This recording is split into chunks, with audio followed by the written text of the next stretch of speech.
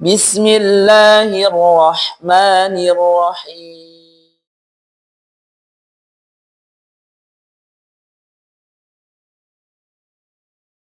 Berikutnya surah Asy-Syarh. Surah Asy-Syarh atau nama lainnya Alam Nashrah. Atau surah yang lainnya Al-Insyirah, ya. Untuk penamaan itu memang beragam, ya. Ya, ada nama Asy-Syarh, ada nama Al-Insyirah, ada juga Alam Nashrah. Kemudian surah Asy-Syarh atau Alam Nashrah atau Al-Insyirah ini masuk jajaran surah Makkiyah, sama halnya dengan surah Ad-Duha. Dan juga surah ini bagian daripada surah, ya, bagian daripada surah yang menghibur Nabi SAW. Ya, makanya Nabi SAW banyak di sini dipuji. Wa rafa'na laka dzikrak alladzi anqadha dhahrak, dan seterusnya banyak sekali. Ya, ini ayat-ayat yang berkenaan tentang Nabi SAW mendapatkan kebahagiaan. Ya, bukankah kami telah melapangkan dadamu, wahai Muhammad, menurunkan beban darimu, yang memberatkan punggungmu, kami tinggikan juga sebutan namamu bagimu, dan seterusnya. Ya. Ini surah yang menjadi kabar kebahagiaan untuk Nabi SAW. Terkait hal itu nanti teman-teman bisa baca tafsir surah Asy-Syarh. Kemudian berikutnya sepakat para ulama surah Asy-Syarh ini masuk jajaran surah yang jumlah ayatnya 8, sama seperti Ad-Duha disepakati 11, Asy-Syarh disepakati 8 ayat.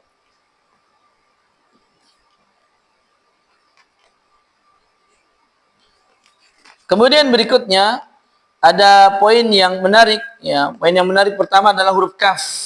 Huruf kaf. Dia 1, 2, 3, 4 itu banyak huruf kaf. Kafnya ada yang sukun, ada yang disukunkan. Kalau yang sukun asli ayat keempat, zik.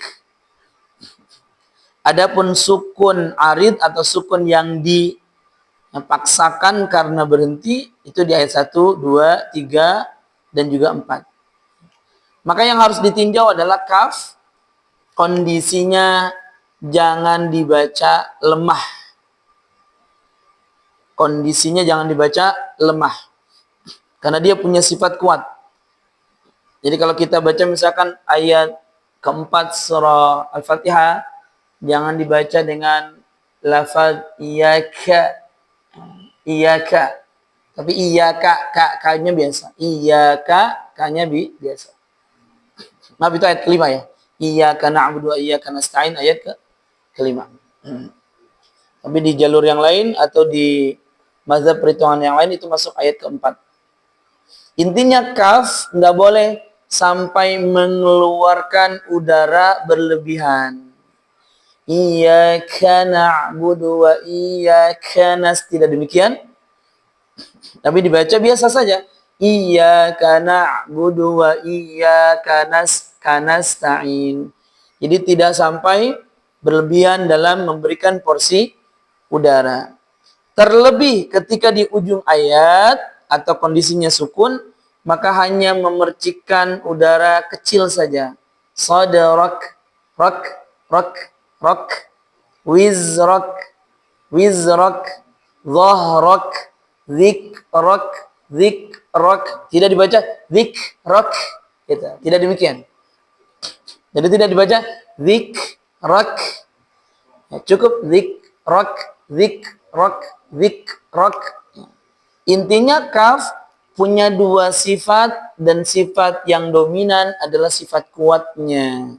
Sifat kuatnya yang diduluin, yang didahulukan. Jangan sifat lemah yang mengalir udaranya. Ya. Intinya jangan sampai dibaca rak, rak, wizrak, dhahrak, dzikrak, tapi dibaca dengan penekanan. Sadrak, wizrak, dhahrak, dzikrak, dzikrak. Ya, dikuatkan. Ini huruf kaf. Kemudian berikutnya dengung atau ikhfa di ayat kedua dan ayat ketiga. Ada bunyi angka, Di ayat ketiga angko. Di ayat kedua angka pakai ain kemudian ng, angka, angka. Hati-hati, ayat kedua ini sering orang bilangnya angka. Pakai hamzah baru angka. Jangan sampai wa wada'na angka. Tapi pakai ain, angka, angka. Kemudian di ayat ketiga hamzah ketemu dengung, dengungnya tebal. Angko, angko, angko. Ya. Karena seringkali ayat 2 dan ayat ketiga ini dibacanya sama. Ya. Wa wada'na anka wizrak pakai hamzah, dengungnya ng. Ayat ketiga juga sama. Alladzi angqadha sama. Padahal beda betul. Ayat kedua pakai ain bunyinya angka. Ayat ketiga pakai hamzah bunyinya dengung tebal. Angko. Ya. Jangan sampai angko. Jangan sampai ng. Kalau ng itu kurang pas. Yang tepat adalah angko. Dengungnya lebih tebal. Karena qaf masuk ke jajaran huruf tebal. Dan diperintahkan memang kita menebalkan dengung. Sebagaimana perkataan Syekh Sulaiman Murad, beliau menyebutkan wa fakhimil gunnata intalaha hurufal isti'la la siwa. Tebalkanlah dengung kalau bertemu dengan huruf tebal atau huruf isti'la, tidak dengan huruf selainnya. Maka ayat ketiga qadha.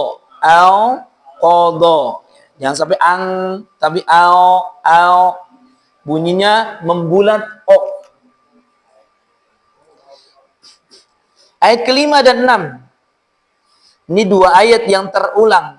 Bedanya ayat kelima menggunakan huruf fa, ayat ke-6 tanpa huruf fa. Fa inna ma'al usri, Fa inna ma'al usri yusra, inna ma'al usri yusra. Kemudian berikutnya di ayat kelima dan 6 itu ada dua huruf tipis. Sebelumnya huruf dhammah. Siapa huruf tipisnya? Sin pada kata usri dan sin pada kata yusra. Yang harus kita betul-betul perhatikan adalah jangan sampai sin berubah menjadi shad gara-gara kita terburu-buru membacanya, tidak memperhatikan hurufnya. Jadi kalau ada huruf sukun, huruf dhammah. Sekali lagi ini kunci. Kalau ada huruf dhammah, depannya huruf tipis, sin termasuk jajaran huruf tipis. Maka habis manyun balik usri. Habis manyun bibirnya balik usri yusra. Kalau dipercepat usri yusra, usri yusra. Nggak boleh gini. Usri yusra, maka sin otomatis berubah jadi shad. Ya. Karena sin nggak ada bedanya dengan shad, bedanya cuma tebal tipis aja. Makhrajnya sama, lahir dari tempat yang sama, posisinya juga sama. Yang membedakan adalah sin tipis, shad tebal. Maka untuk membedakannya, ketika kondisi ayat 5 dan 6, contohnya ini, maka habis manyun balik usri yusra. Lihat anak, fa inna ma'al usri yusra, usri yusra, usri yusra, gitu ya. Jangan sampai dibaca usri yusra. Jangan sampai bibir full manyun. Ayat ke-7. Ada dengung tebal lagi. Seperti ayat ketiga. Di lafaz fa'sab, fa'sab. Jangan sampai dibaca fang, tapi fa'o. Dan di ayat ke-8 ya ada qalqalah layaknya ayat ke-7. Farghab, fa'sab, farghab. Jangan sampai lupa qalqalahnya. 6. Kita praktekkan. Bismillahirrahmanirrahim. Bismillahirrahmanirrahim. Alam nashrah laka sadrak.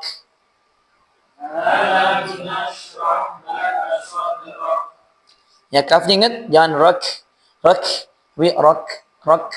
Jadi percikannya kecil, kafnya ditekan kuat. Alam nashrah laka sadrak. Alam nashrah laka sadrak. Wa wada'na 'anka wizrak.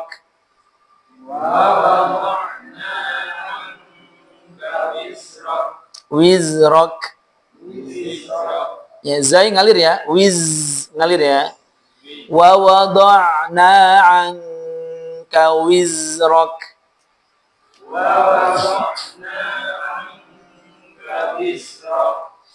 Alladzi anqadha dhahrak.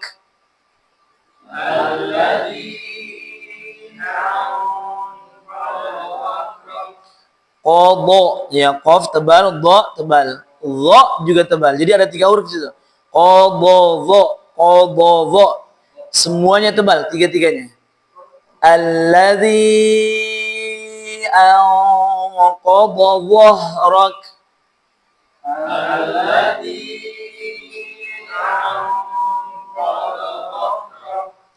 Wa rafa'na laka dhikrak.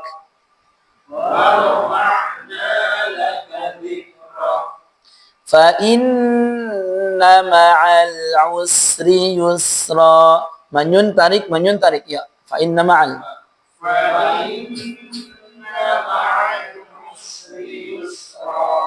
inna ma'al usri yusra.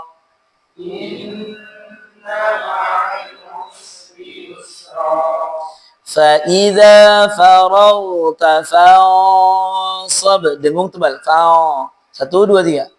Fa'idha faragta fansab.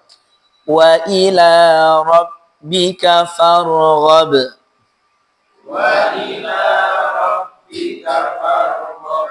Sama kata rabbika itu karena ada ila.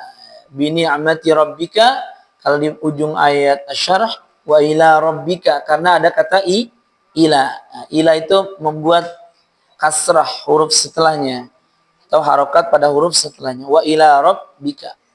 Wa ila rabbika farghab.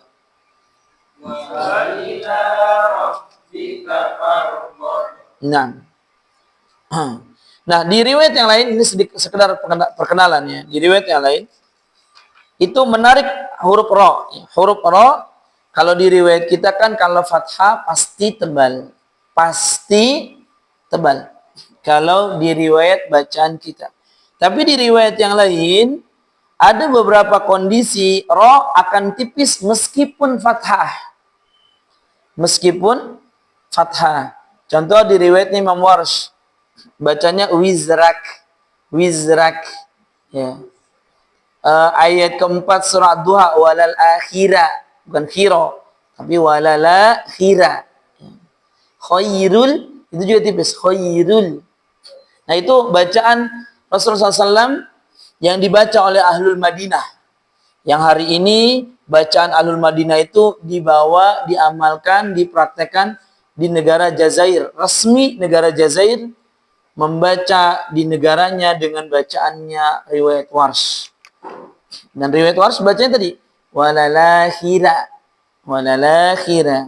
Kemudian wa wada'na 'anka wizrak. Wizrak kalau kita wizrak. Itu berkenaan dengan lahjah ya, sama kayak orang Padang. Orang Padang itu kalau membaca Ad-Duha, ini sempat ada salah satu jamaah di Mitsubishi asal Padang itu, padahal sudah diwanti-wanti jangan sampai salah. Pas ngimamin di ayat keempat dia baca walal akhirah. Dia baca pakai ra. Karena itu lahjahnya orang Minang begitu. Termasuk orang Bima Nusa Tenggara juga bacanya walal akhirah. Sedangkan bacaan kita tidak ada ra, adanya ro, adanya ro.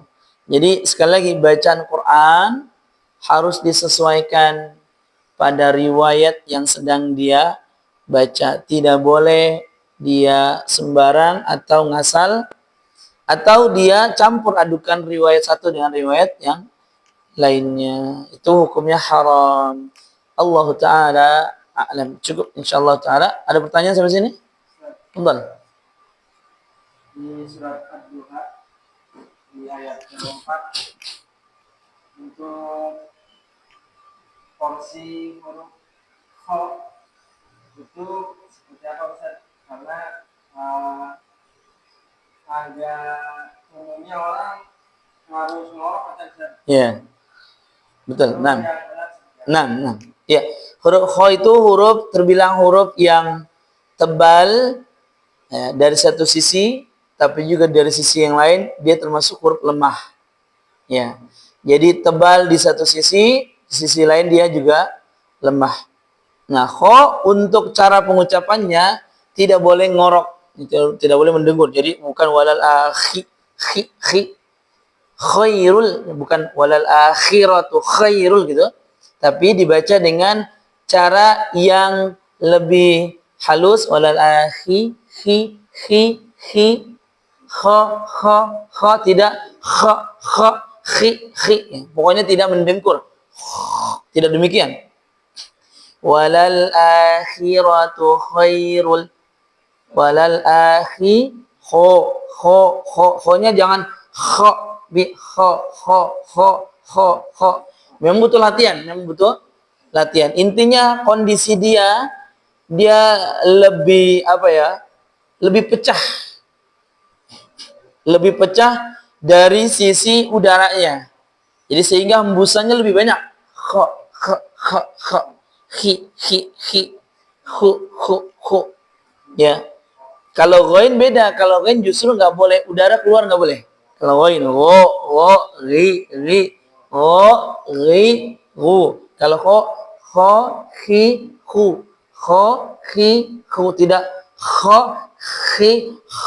pokoknya tidak perlu sampai harus ngorok ya. Cukup dibaca walal akhiratu khairul ya. Ini butuh latihan yang cukup lama ya. Latihan cukup lama tentunya. Karena pikiran kita memang ngorok gitu ya. Atau informasi yang selama ini kita dapat kho sama dengan pengucapan seperti orang yang ngorok. Padahal itu keliru. Dan ini pernah dikritisi langsung oleh Dr. Ayman Rushdi Swaid. Sampai beliau menyebutkan banyak orang-orang Asia Tenggara seperti Filipina, Indonesia, Malaysia, sebutin nama daerah-daerah negara-negaranya. Itu ngorok kho-nya, padahal itu keliru. Jadi yang tepat adalah biasa. Kho, hu. Tidak kho, tidak khi, tidak juga khu. Dan ini butuhlah latihan. Allah Ta'ala alam. Cukup ya insyaAllah Ta'ala. Setelah ini kita talaki. Boleh, silakan Pak Mar.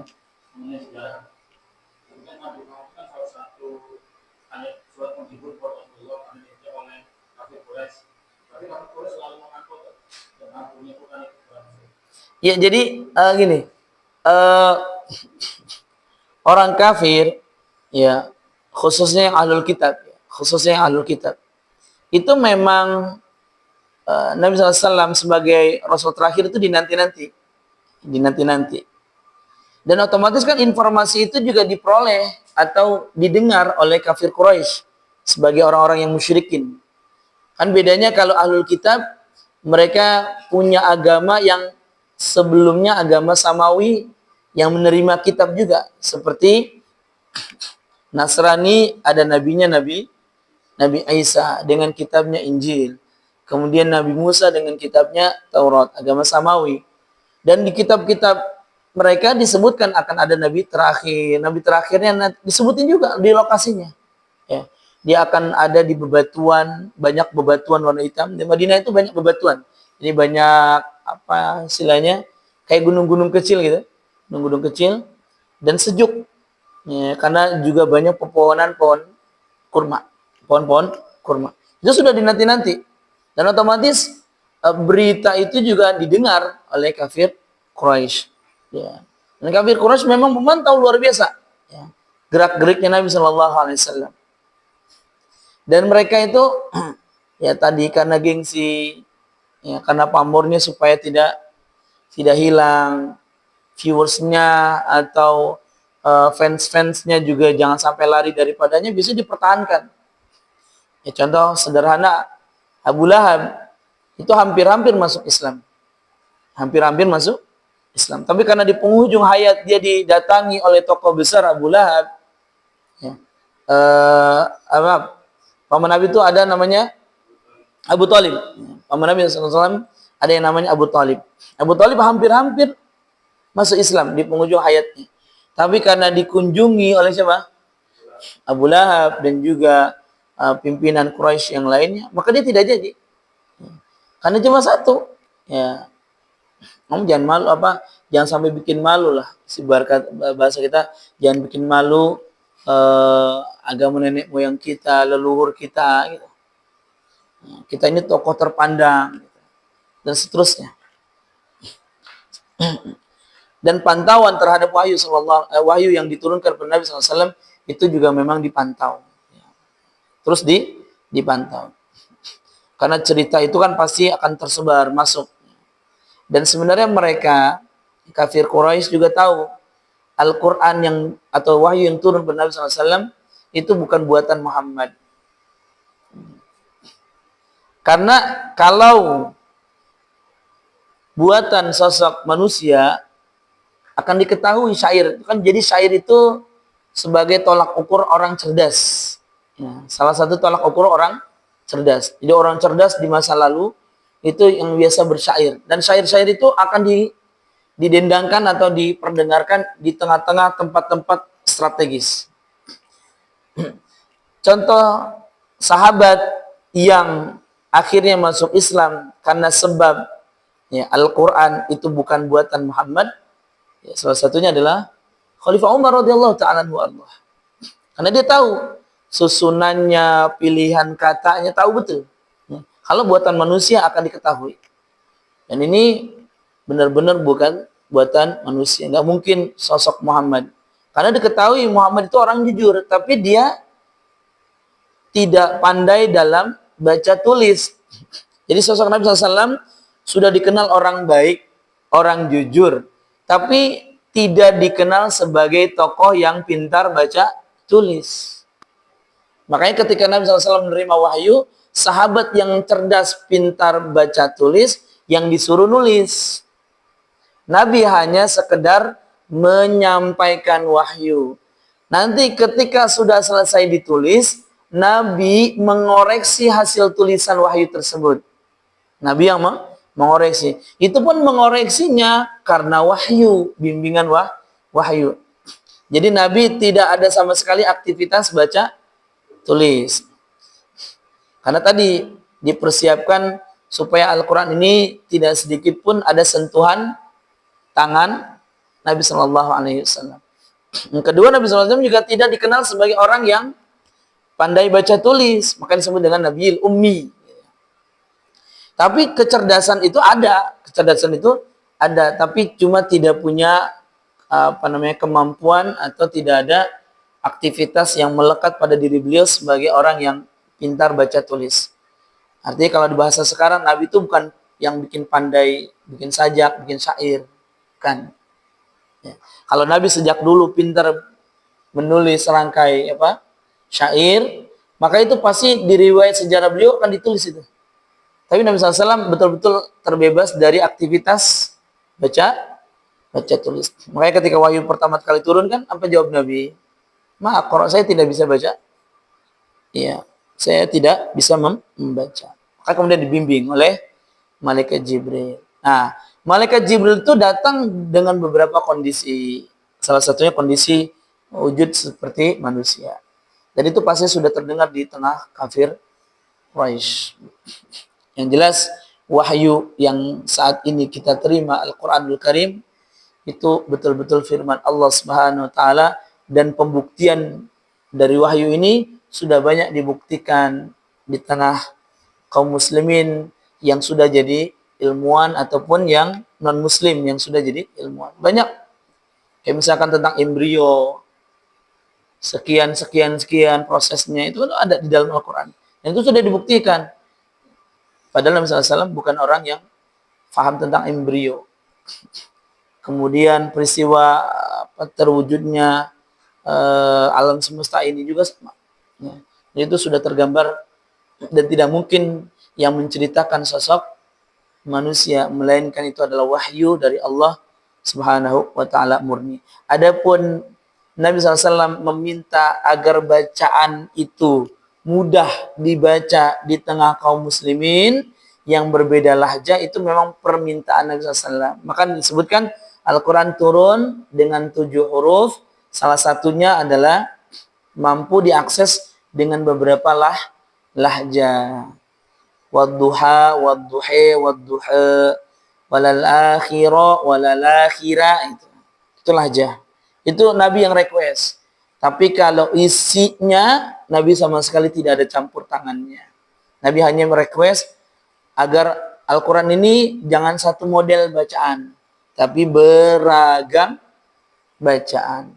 Makanya nanti teman-teman kalau belajar ilmu qiraat, tulisan di Quran kita, fatabayyanu, di mushaf yang lain fatatsabbatu. Di Quran kita wasari'u pakai waw, di riwayat yang lain sari'u.